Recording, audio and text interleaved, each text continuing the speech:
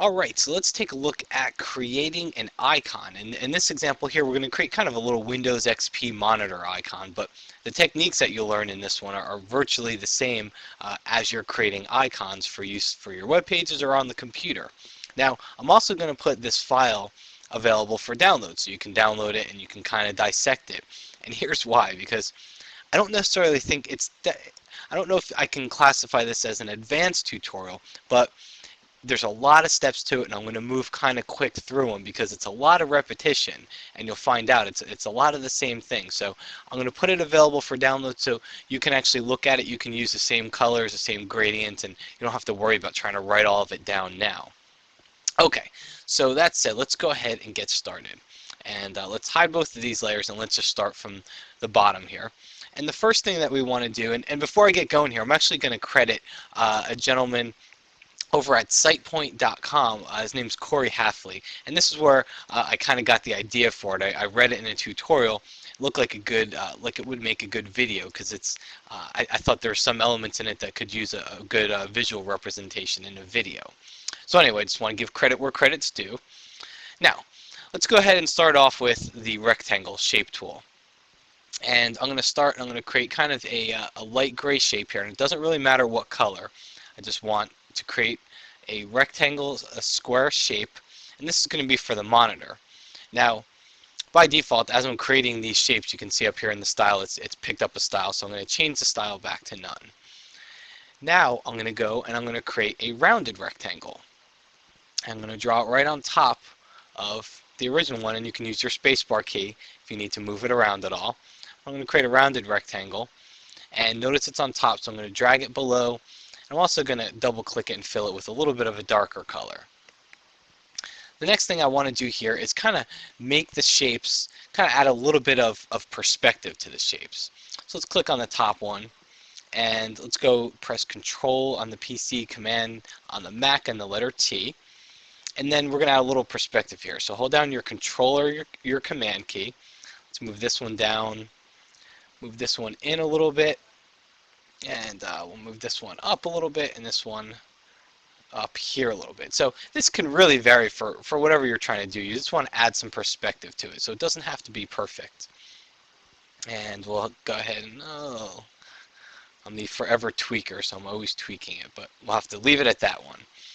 Now, let's select the bottom layer, and we're going to do the same thing with this bottom one. So Control or Command T, hold down your Control key. Let's bring this one out. And let's bring this one in a little bit, and we'll do the same thing down at the bottom here, and we don't want to bring it out too much, we just want to give it some perspective, and that looks pretty good, so we'll press enter. Okay, so now you can see we're starting to get the basis of our monitor here. Now what we want to do is start adding a little bit of color.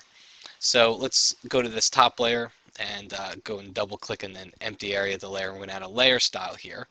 I'm going to add a gradient overlay. And from my gradient picker, I've created some gradients already. We're going to use these three here. So let's use this one. And again, if you download this file, you'll have the gradient in there. And let's change it to radial. And I'll use my cursor to kind of move it up a little bit and also increase the scale. And click OK. So now I've got the monitor. Now I want to do the same thing for this background here. So let's double click in an empty area there.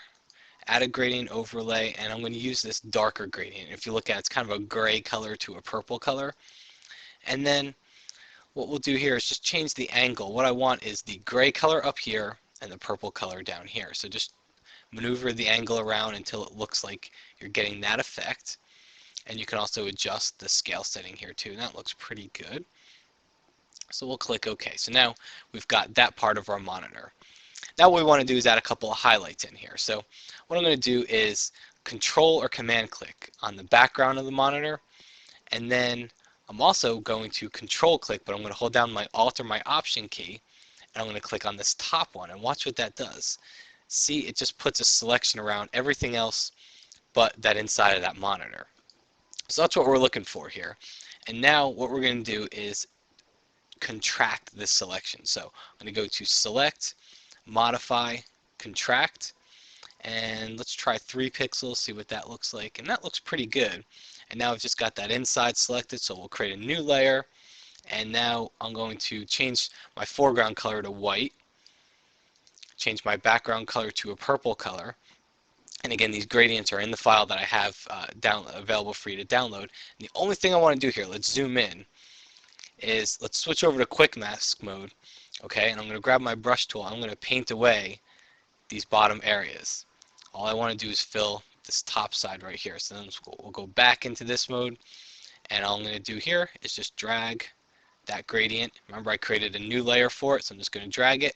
Creates a nice little highlight for me if you deselect. Now I've got that highlight. The other thing I want to do here is create a little highlight at the bottom, so let's duplicate. This is we'll call this one, let's name them here. Naming might help a little bit. Screen. And so it's going to be a copy of the screen, and this will be back monitor. Okay, so here's our screen and our copy. Let's take this back layer of the screen here. I'm going to double click the layer style. I'm going to edit this gradient overlay a little bit, and instead of this blue gradient, I'm going to use the purple one. Okay, and now let's use our move tool to kind of move this one down. You can see it's still purple down here. It kind of started to come into the picture. Well, go in and edit the layer style and just change this angle right here. Change that angle and change it from radial to linear, and change that angle until you start to see some of that purple area, some of that white purple area coming at the bottom. Click OK, and then again, Control or Command T, and let's just hold down the Control key here and bring that one up. So now we get a nice little highlight at the bottom, and you can drop the opacity if you need to. Okay, so we have our monitor. Now the next part is we want to create the monitor stand. So we're going to have to use the pen tool for this one. And let's click on the background layer here because we want to create it in back. I'm just going to, here, let's zoom in a little so you can see a little closer. Just going to click, and then click and drag. I'm going to Alt or Option click to make this a corner point. I click again. Let's click right here, and then click again up here and click and drag a little bit, and then click to close that shape. Okay, and you notice I have my shape layers option selected up here. I'm always creating a shape layer. So here's that new shape. So now let's just use a little trick here in CS2.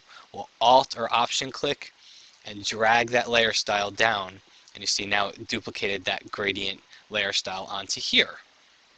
And if you need to, you can always again come in here, edit the layer style, change your angle if you want to make it look a little bit different. So I think we're going to actually leave it the way it was. I want the highlight up here. Okay, now what we want to do is create another shape with the pen tool. And I'm going to click, and this is just for the side of the monitor. Put it right here. And since this is going to be behind, I don't worry about what I do on this side of it, because what we'll do, you see the layers on top of it, let's just drag it behind it. And now what you do is just come in here, double click on that layer style, go to your gradient overlay, and just flip the gradient overlay. So now the shadow's up here and the highlights down here, and that'll give us that depth of having that monitor stand there. Now we want to create the flat part of the monitor stand, so we're going to use our ellipse tool to do this, and just create an ellipse. Use your spacebar key to reposition it if you need to. That looks pretty good right there. Now, I'm not crazy about the default layer style it just added to it, so let's double click our gradient overlay here, and let's go add that lighter one that we have. And now we're going to duplicate this layer and select the bottom one, and let's transform it a little. So just hold down your Alt or Option key and your Shift key, press the Enter key, and now what we want to do is just reverse that gradient overlay layer style here. So just click the reverse button, and see now you kind of get a little bit of an edge effect there. We also want to add a stroke to it. Red is not the color we want to add. We'll go in here and let's just sample one of the dark colors. Click OK and drop it down to 1 pixel, and even drop the opacity down a little bit. Click OK, so we're almost there. Our monitor is shaping up pretty nicely. Last thing you would probably want to do here is really just add a drop shadow to it. So let's add a drop shadow to that very bottom layer. Let's move our angle a little bit. We don't want to use global light because I don't want to affect anything else. Move our angle, increase the size just a hair, and drop the opacity. Click OK, and now we have our little XP icon monitor. So as I mentioned earlier, I will make this file available, same place you were actually watching this video. You can go in and download this PSD file, so you can come in here and click on all the gradients and grab the same exact colors that I'm using. But the whole point here is, if you see how I built it, I used custom shapes, free transform. The only time I had to draw something was down here. But I used custom shapes, free transform, I used the controller, the command key to kind of add perspective to it. And then the only other thing is, it's all about gradients. Gradients are how you achieve that look that you'll see all the time in those little XP icons, or really any icon for that matter. But gradients are how you're going to see that look achieved here. So gradients and opacity, and you can really get some cool effects. So hope you enjoyed this tutorial. I know it's a little bit long, but I think it's a pretty cool effect. And again, many thanks to the folks over at SitePoint and Corey Halfley.